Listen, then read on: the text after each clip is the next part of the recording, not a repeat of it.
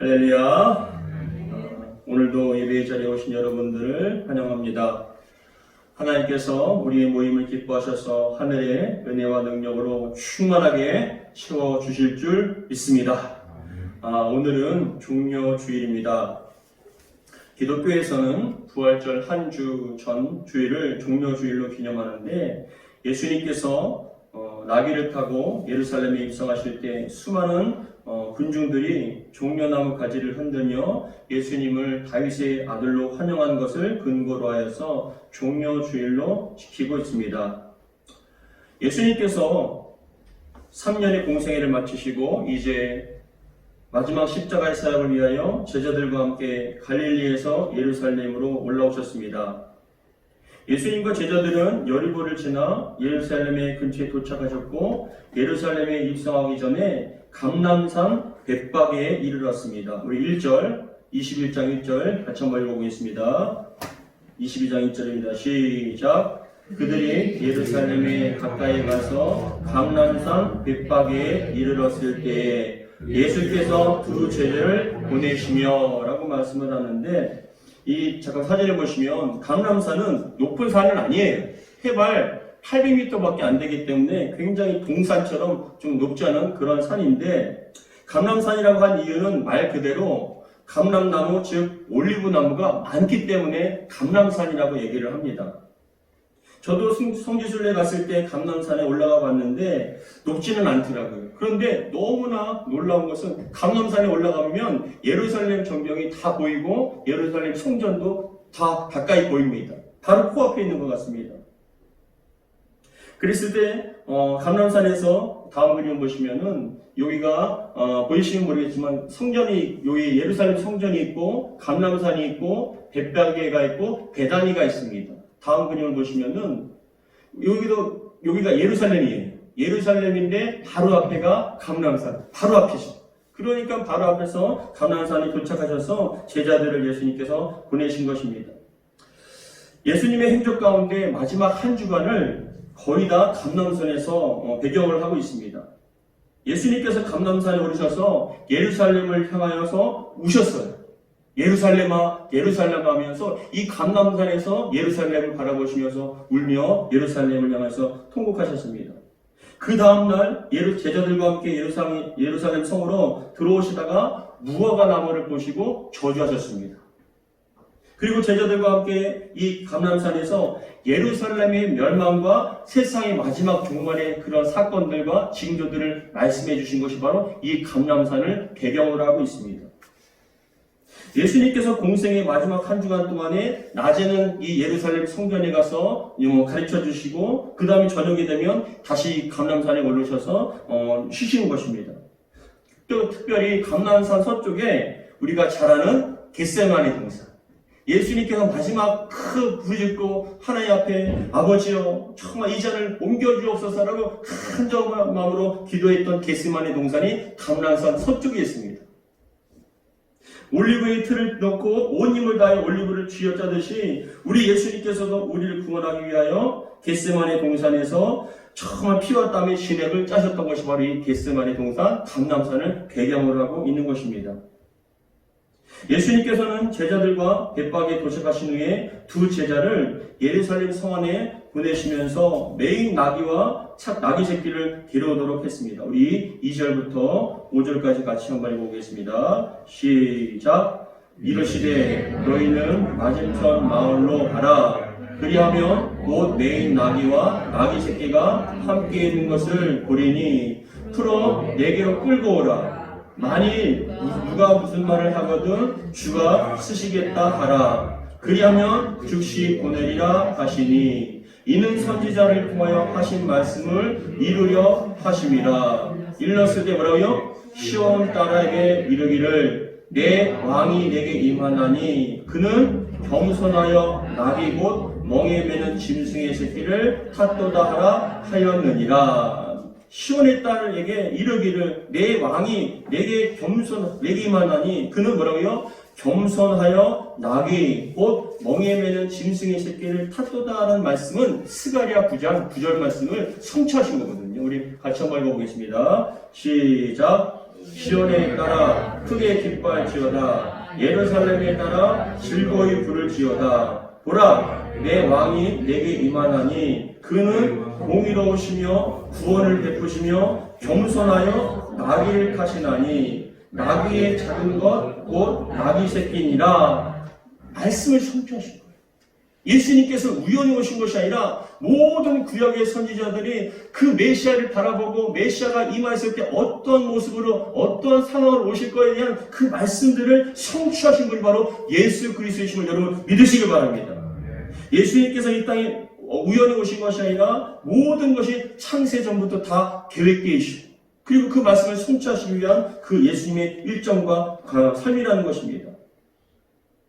제자들이 준비한 나귀를 타시고 드디어 예루살렘에 입성하는 하십니다. 우리 7절과 8절 같이 읽겠습니다. 시작. 나귀와 나귀 새끼를 끌고 와서 자기들의 겉옷을 그 위에 얹음에 예수께서 그 위에 타시니 무리의 대다수는 그들의 겉옷을 길에 펴고 다른 이들은 나뭇가지를 베어 길에 펴고라고 말씀합니다. 7절에 보시면 제자들이 자신들의 겉옷을 나귀 위에 얹고 다음 그림 보십시오. 제자들이 자신들의 겉옷을 펴서 깔아놓고 그 위에 예수님을 앉게 하셨습니다. 자신들의 겉옷을 펴서 나귀에 얹어서 그 위에 앉게 하시는 것은 무엇이냐? 최선의 경의를 표한 거예요. 이게 무슨 경이냐? 바로 왕에게 임시방편으로 겉옷을 펴서 왕을 갖다 경배하는 게 겉옷을 핀 경우가 있어요. 구약에 보면. 우리 앞에 보면 같이 한번 읽어보겠습니다. 시작. 각각 자기의 옷을 급히 가져다가 성돌 위 곧 예후의 밑에 깔고 나팔을 불리어 이르되 예후는 왕이라 하니라. 그러니까 그 왕을 경배하고 등극을 축하하는데 자신들의 겉옷을 펴서 그것에 깔면서 왕이시여 등극을 축하합니다라고 그렇게 경배를 했던 것이 구약에 있는데 마치 예수님께 이러한 왕의 등극, 왕의 어떤 경배를 위한 그런 정의로운 표현으로 이 옷을 걷었던 것입니다. 제자들이 자기들의 겉옷을 나귀에게 다음 그림 보시면 제자들이 자기들의 겉옷을 나귀 위에 깔아놓은 그런 행위는 왕이신 예수님에 대한 최선의 경의를 표한 행위였습니다.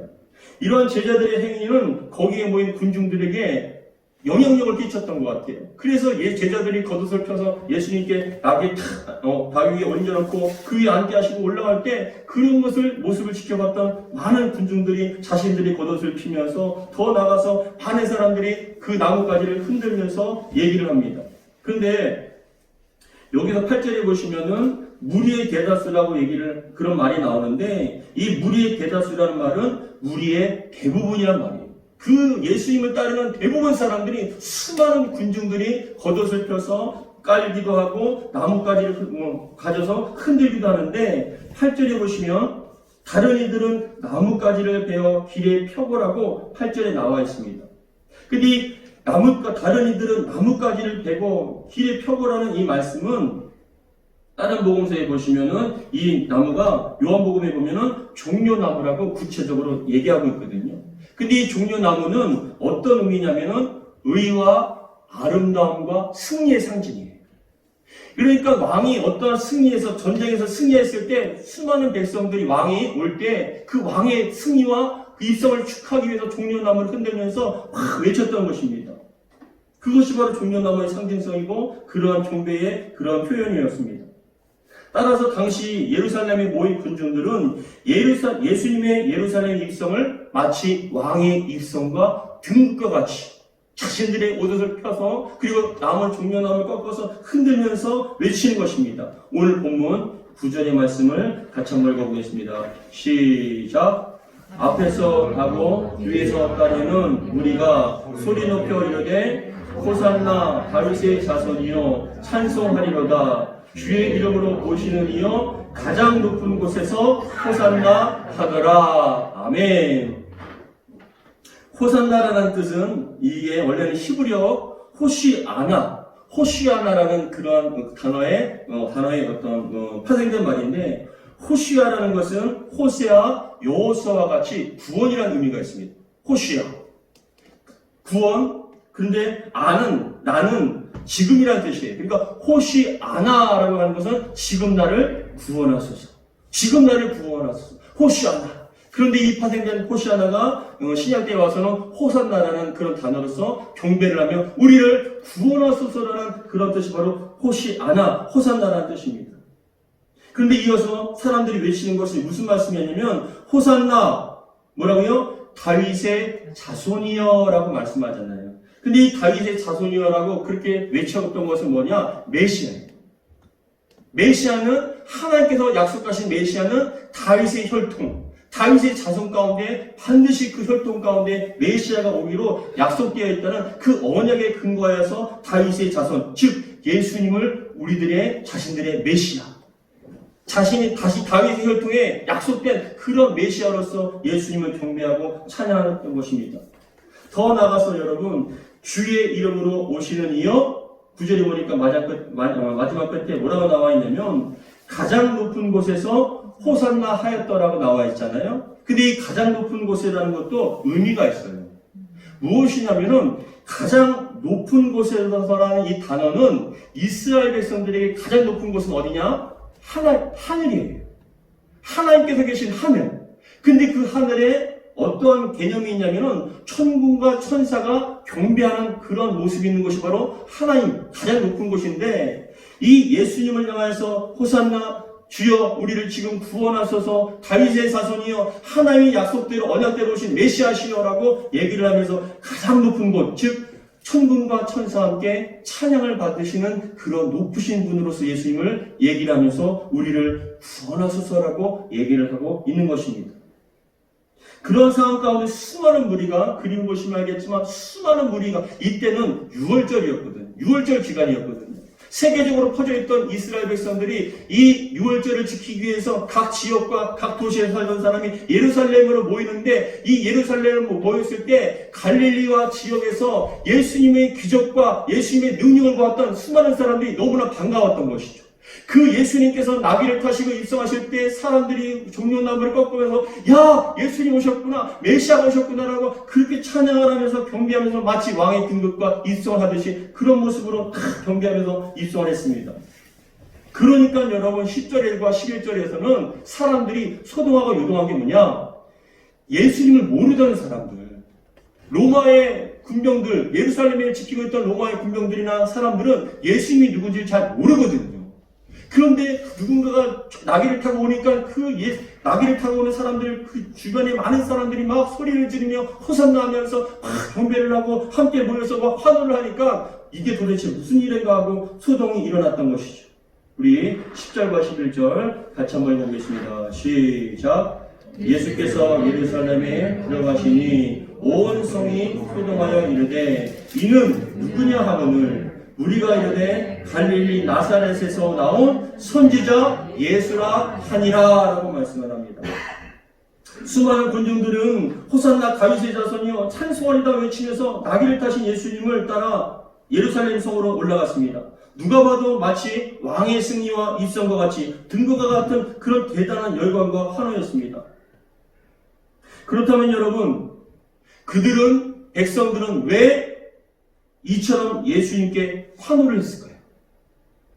호산나 다윗의 자손이여 마치 천군과 천사에게 가장 높은 곳에서 영광을 받으시는 그런 분께서 오셔서 우리를 구원하는데 이렇게 정말 환호하고 열광적인 수많은 군중들이 자신들의 겉옷을 펴서 길에 펴고 종려나무 가지를 흔들며 열광적으로 환호한 이유는 무엇일까요? 그것은 예수님께 대한 확신과 기대가 굉장히 컸기 때문에 그렇습니다. 근데 그들의 확신과 기대가 과연 무엇인가 했을 때 우리가 잘 아는 것처럼 그들에게 어떤 확신이 있었냐면 예수님께서 하나님께서 보내주신 메시아이시다. 우리를 구원해 주실 메시아라는 그런 확신이 있었던 것입니다. 근데 그 메시아라는 그런 확신 가운데 어떤 의미가 있냐면 두 가지의 의미가 있어요. 어떤 의미냐? 정치적이고 군사적인 메시아예요. 즉 메시아는 이들이 환호하고 선포하고 기대했던 메시아는 어떤 인물이냐면 구약에 보시면 모세 알고 있죠? 모세. 근데 이 모세는 어떤 인물이냐면은 애굽에서 지금의 이집트에서 400년 동안 노예 생활을 하고 있던 그 이스라엘 백성들을 하나님의 보냄을 받아서 이 모세가 애굽 땅에 수많은 사람들이 보는 앞에서 애굽의 군사들과 바로 앞에서 하나님의 기적과 표적을 나타낸 거예요. 10가지의 재앙을 통하여서 모든 사람들이 두려워 떨고 이스라엘 백성들이 출애굽할 때 감히 누구도 접근하지 못한, 그래서 그냥 나온 것뿐만이 아니라 200만 명이나 되는 사람 가운데 한 사람도 다치지 않고 무사히 탈출시키는, 더 나아가서 그냥 탈출할 뿐이 아니라 그 사람들에게, 애굽 사람들에게 많은 재물을 받고 유유히 탈출시켰던 그 모세를 기억했던 것입니다. 메시아가 오시면 모세와 같이 우리를 로마의 그런 지배로부터 우리를 구원해 주실 분이시다. 독립국가로 만들어서 하나님의 강력한 능력으로 우리를 독립국가로 만들어줄 그분이 바로 메시아이다. 그렇게 생각했던 것이죠. 다음 인물은 다윗입니다. 메시아를 얘기할 때 항상 모세 그리고 다윗을 얘기합니다. 근데 이 다윗은 어떤 인물이냐? 이스라엘 역사상 가장 위대한 왕이에요. 하나님의 강력한 임재하심과 영광이 강력하게 드러냈던 그런 시대가 바로 다윗 왕의 시대입니다.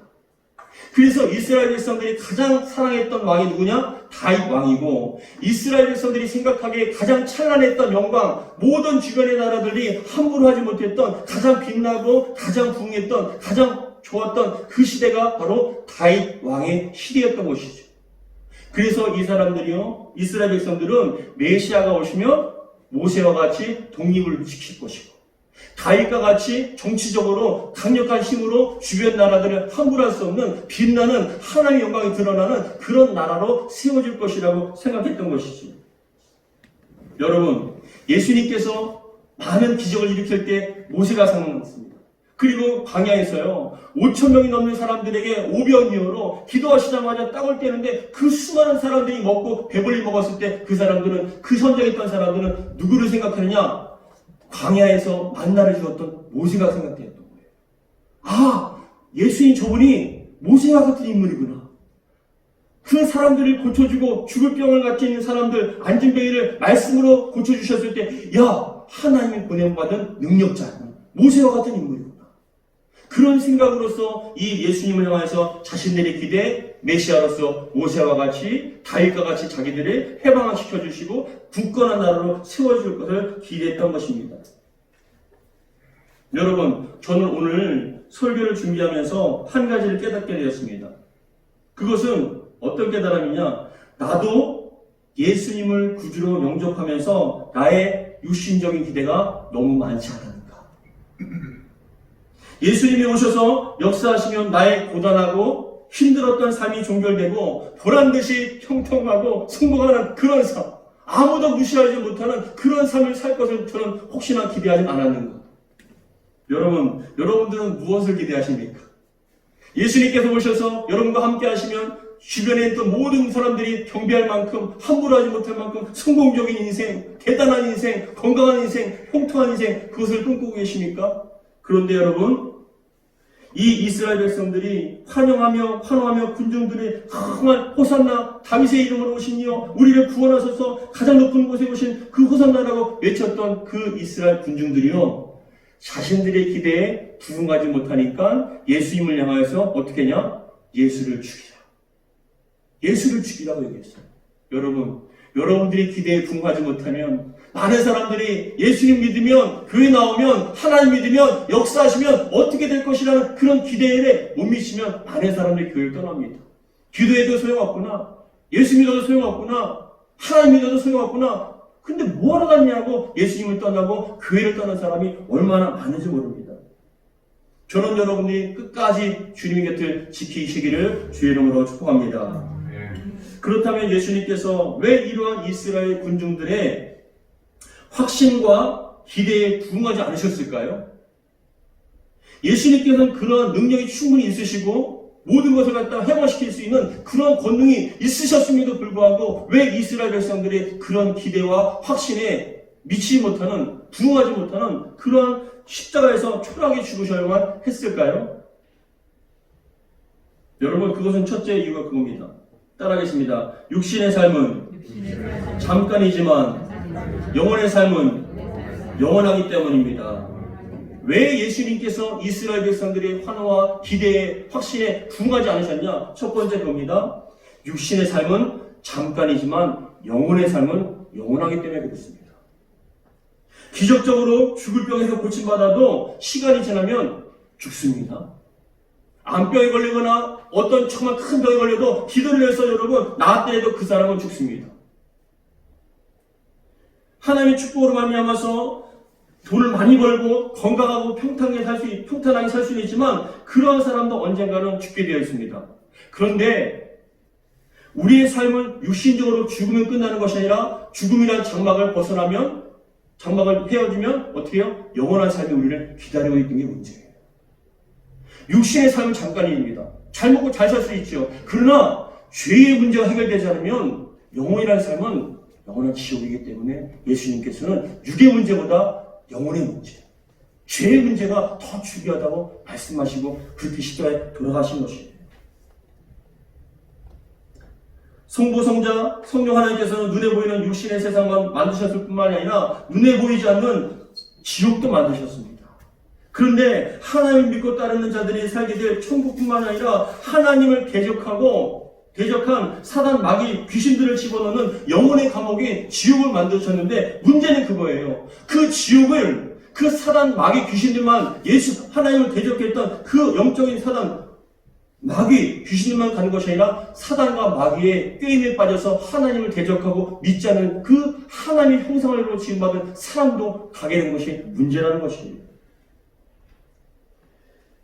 사람이 사기꾼을 만나서 사기꾼을 따라다니다 보면 함께 죄 짓는 것에 동참하게 되고 결국은 함께 감옥에 가게 되는 것처럼 영혼의 감옥인 지옥도 사단 마귀 귀신들만 가는 것이 아니라 하나님 믿기를 거부하고 사단 마귀에 따르며 죄를 짓고 사는 그런 사람들도 가게 된 것이 바로 지옥이라는 것이죠. 예전에 어떤 개그 프로그램에서 두 가지 중에 한 가지를 선택하는 것을 가지고 토론하는 그런 프로그램이 있었습니다. 근데 제가 지금도 기억이 나는 것이 그날의 주제가 뭐였냐면, 여러분 어떻게 생각하시는지 모르겠지만, 한 가지는 뭐냐면, 이 땅에서 1,000억을 가지고 행복하게 살다가 죽으면 지옥 가느냐. 다른 한 가지는 이 땅에서 좀 가난하고 좀 거지같이 살아도 죽은 다음에 천국에서 행복하게 사느냐. 과연 여러분들은 어떠한 것을 선택하실 것인가에 대해서 두 사람이 토론을 하게 되었습니다. 많은 그 장단점에 대해서 얘기를 하고 막 토론을 하는데 여러분 마지막에 선택은 그곳에 와 있는 방청객들이 그것에 대해서 선택을 하게 되어 있습니다. 여러분 무엇을 선택하실까요? 1,000억을 가지고 이 땅에서 행복하게 살다가 지옥에 가는 것을 선택하시겠습니까? 아니면 거지같이 살다가 죽으면 천국 가는 것을 선택하시겠습니까? 그 선택 가운데 마지막 결론이 난 것이 1,000억을 가지고 살다가 지옥 가는 걸 많은 사람이 선택해서 그것을 이겼어요. 여러분, 죽으면 끝나면 좋겠지만 죽으면 영원한 세계가 우리를 기다리고 있는 게 문제입니다. 죄의 문제를 해결하지 못하면 우리는 그 용광로처럼 타오르는 지옥불에서 영원이라는 시간 동안 우리는 갇혀 있어야 합니다. 세상의 감옥은 갇혀있다 할지라도 자유를 뺏긴다 할지라도 때로는 밥을 먹을 시간이 있고 잠을 잘 시간이 있고 또 시간이 되면 때가 되면 나온다는 그런 소망을 갖고 사는 것이 육신에 보이는 감옥입니다. 그러나 영혼의 감옥인 지옥은 끝이 없습니다. 영원합니다. 쉬는 시간도 없습니다. 끊임없이 그 뜨거운 용광로와 같은 그 불에서 쉼없는 고통을 당해야 되는데 언제까지요? 영원토록 당해야 합니다. 그렇기 때문에 예수님께는 육신의 삶의 문제가 아니라 영혼의 죄의 문제를 해결하셔야만 했습니다. 그렇기 때문에 그들의 기대를 주님께서는 부응할 수가 없었던 것이죠. 죽음을 한 달 앞에 둔 환자에게 무엇이 중요하겠습니까? 무엇에 관심이 있을까요? 돈에 관심이 있을까요? 앞으로 한 달 후면 내가 죽게 되는데 돈을 많이 벌고 싶으십니까? 어떤 명예를 갖고 성공하고 싶으십니까? 근데 여러분, 죽은 앞에 둔 그런 사람에게는 아무 의미가 없어요. 죽으면 다 끝나는데 무슨 필요가 있겠습니까? 돈을 번들 무엇하며 높은 자리에 올라간들 무엇하겠습니까? 죽어가는 사람에게 1,000억이 있든 100억이 있든 세상에 제일 높은 자리에 권세가 있든 그것은 아무 소용이 없는 것이에요. 그렇기 때문에 예수님께서는 십자가에서 죽으신 거예요. 두 번째, 왜 예수님께서는 이스라엘 백성들의 그 기대와 그런 확신에 부응하지 않았는가? 두 번째는 봅니다. 예수님은 이스라엘만이 하나님이 아니라 만유의 주시기 때문에, 이스라엘만 구원하는 것이 아니라 온 세상을 구원하시기 오신 만유의 주인이시기 때문에 예수님께서는 그들의 기대에 부응하지 않으셨습니다. 예수님은 하나님이십니다. 온 세상의 창조주이시며 주관자이시고 온 인류의 구원자이십니다.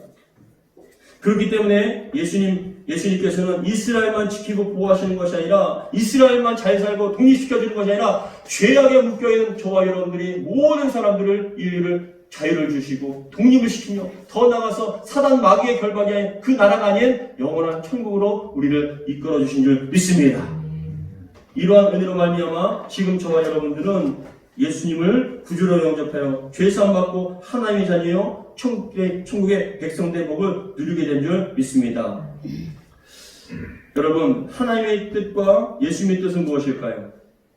하나님께서는 왜 예수님을 이 땅에 보내주셨을까요?